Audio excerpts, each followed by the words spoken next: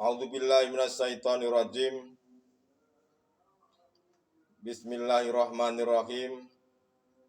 Assalamualaikum warahmatullahi wabarakatuh. Alhamdulillahirabbil alamin. Wa bihi nasta'inu ala umurid dunya waddin. Wassalatu wassalam ala asrofil anbiya wal mursalin wa ala alihi washabihi ajmain. Rabbi shrah li sadri wa yassir li amri wahlul 'uqdatam min lisani yafqahu qawli. Shadaqallahul adzim. Amma ba'd. Saudara-saudariku jamaah rahimakumullah dimanapun Anda berada.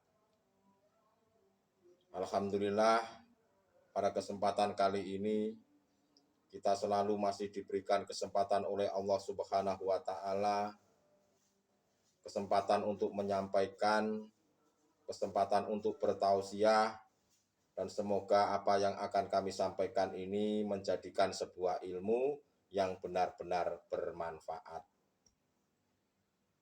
Untuk itu saudara-saudaraku, pada kesempatan kali ini kami akan menyampaikan sebuah bimbingan kerohanian dengan mengangkat sebuah tema manusia calo atau manusia makelar. Siapa yang dikatakan manusia calo atau manusia makelar ini siapa? Saudara-saudariku jamaah rahimakumullah dimanapun Anda berada.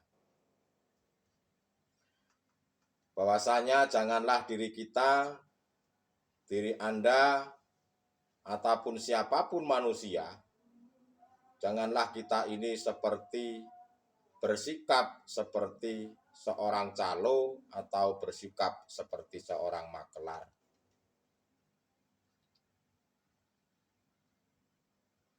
Kalau boleh saya kasih contoh, seperti halnya seorang makelar itu,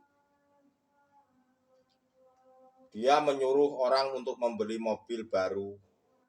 Dia menyuruh orang untuk membeli sebuah mobil dengan tujuan supaya tidak kehujanan di jalan. Memang benar, tetapi dia sendiri tidak mau membelinya. Dia ini menyuruh orang melakukan kebaikan-kebaikan, tetapi dia sendiri itu tidak mau melakukannya. Dan hal itu seperti halnya mereka itu memiliki sikap seperti seorang calo atau seorang makelar. Siapapun manusia ini tidak akan pernah bisa menjalankannya tugas. Tidak akan pernah bisa menjalankan tugas untuk mengabdi kepada Allah Subhanahu wa taala yang sebenar-benarnya. Jika di dalam hati manusia ini tidak mau atau tidak memiliki perangkat untuk menuju kewusulan pada Allah. Kalau tidak ada ilmu dan alatnya menuju kewusulan pada Allah, ya manusia ini tidak akan pernah bisa mengabdi pada Allah yang sebenar-benarnya. Saudara-saudariku jamaah rahimakumullah dimanapun Anda berada. Janganlah engkau ini, janganlah diri Anda ini, janganlah kita ini hanya pandai berceramah. Janganlah hanya kita ini hanya hebat bertausiah saja. Sedangkan diri Anda, diri kita tidak mau melakukannya, tidak mau melakukan isi daripada apa yang terkandung di dalamnya. Mengenai apa-apa yang telah disampaikannya itu. Itulah sifat-sifat seorang calo atau sifat-sifat seorang makelar. Bisa dikatakan jarkoni. bisa mengajar tapi tidak bisa nglakoni. Janganlah diri kita ini hanya bisa mengajak orang baik, tetapi diri kita sendiri tidak mau baik. Ada yang tahu ilmunya, bahkan faham tentang ilmunya, tetapi tidak mau melakukannya dan tidak mau mempraktekannya. Ada saudara-saudara kita seperti itu, ada. Mereka tahu tentang ilmu hakikat menuju makrifat, ilmu dia tahu. Faham tentang ilmunya pun juga faham. Tetapi mereka enggan untuk mempraktekkan dan mau melakukannya. Kenapa hal itu bisa terjadi? Karena masih ada nafsu di dalam dirinya ini. Ada tendensi-tendensi tentang duniawiyah. Mungkin agar mendapatkan uang. Mungkin agar dimuliakan orang. Mungkin agar dipanggil bah ngalor bah ngidul. Dan lain-lain sebagainya itu. Dan itulah saudara-saudaraku, jika kita masih seperti itu artinya masih memiliki sifat calo, bahkan dikatakan sifat makelar. Mari kita coba kita lihat di dalam surat Al-Baqarah, kalau tidak salah, Al-Baqarah ayat 44. A'udzubillahi minasyaitonirrajim. Bismillahirrahmanirrahim. Atakmurunan na'sa bil biri wa tansawna anfusakum wa antum tatlunal kitab afala taqilun. Yang artinya, mengapa kamu menyuruh orang lain mengerjakan kebaikan sedangkan kamu melupakan diri kalian sendiri? Padahal kalian membaca kitab,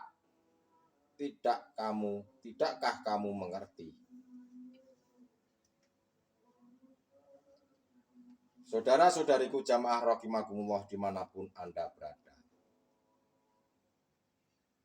Mengapa diri kita ini bertausiah menyuruh orang untuk melakukan kebaikan-kebaikan, sedangkan diri kita melupakan diri sendiri? Padahal engkau ini sudah membuka ajaran-ajarannya dan sudah paham apa yang terkandung di dalamnya.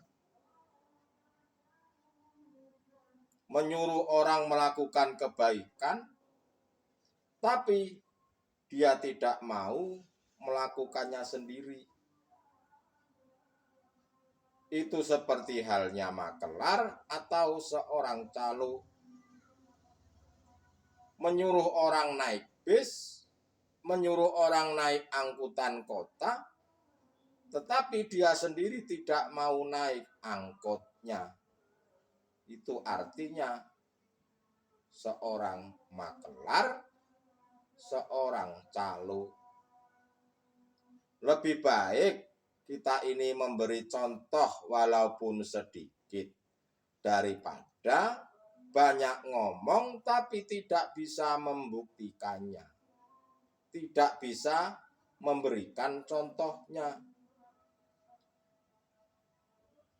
Dan hal ini seperti ini hanya minoritas dan hanya sedikit.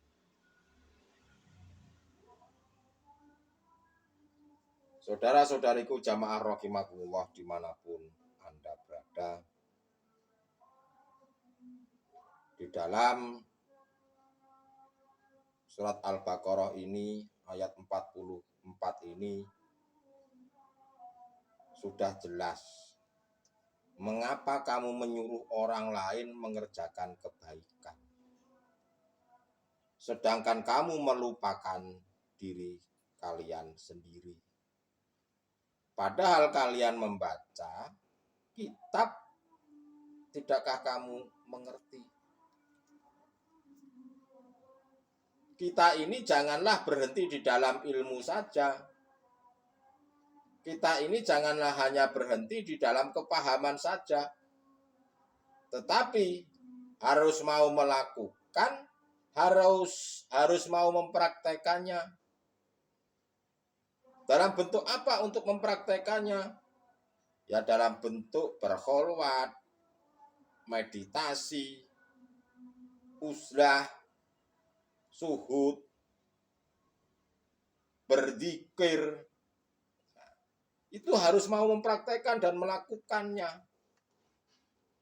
Walaupun kita ini tahu ilmunya, walaupun kita ini paham tentang apa yang terkandung di dalamnya, manakala tidak pernah mau mempraktekkannya, tidak mau berzikir, tidak mau berkholwat, dan lain-lain sebagainya, itu tidak akan pernah bisa sampai kepada Allah Subhanahu wa Ta'ala. Apakah ada hal seperti ini? Ada saja.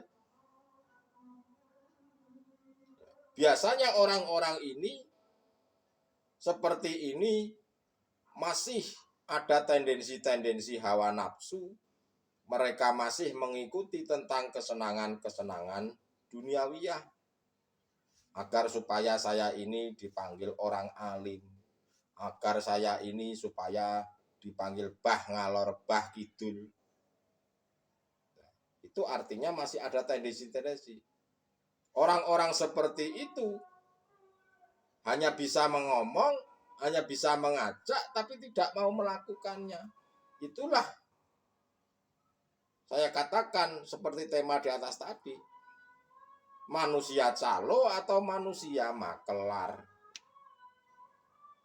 Janganlah diri Anda, janganlah diri kita ini seperti seorang calo atau seperti seorang makelar.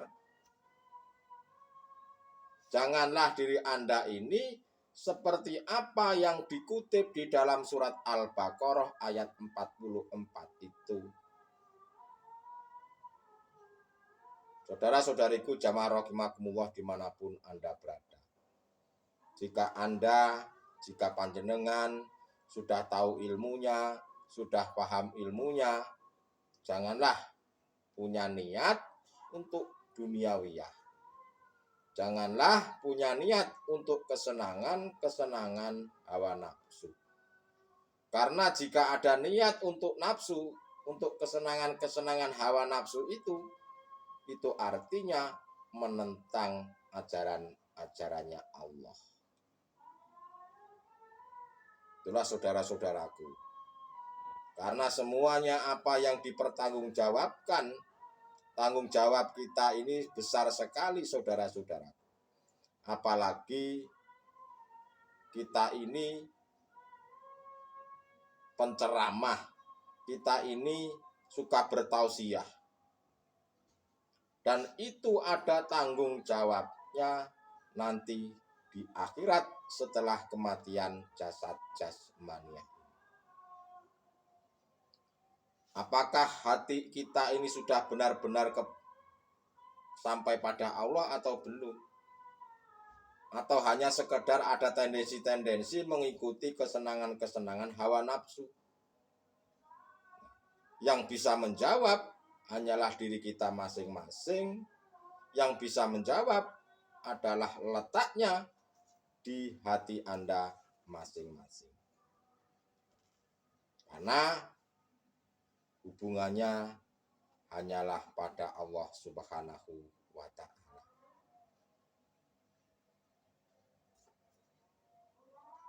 Saudara-saudariku jamaah rahimakumullah dimanapun Anda berada, tentang mengenai manusia calo dan manusia makelar tadi sudah kami surai dan sudah kami jelaskan. Semoga apa yang sudah kami pahamkan, sudah kami jelaskan, semoga Anda semua, kita semuanya mengerti dan mau mengamalkannya. Jangan hanya kita ini tahu ilmunya dan paham ilmunya, tetapi tidak mau mempraktekannya. Lakukanlah, praktekanlah, supaya kita ini betul-betul menyembah Allah, kembali kepada Allah yang sebenar-benarnya. Untuk itu saudara-saudaraku, mungkin cukup sekian pada hari ini. Akhirul kalam, ihdinas siratal mustaqim, usikum nafsi bi taqwallah. Wassalamualaikum warahmatullahi wabarakatuh.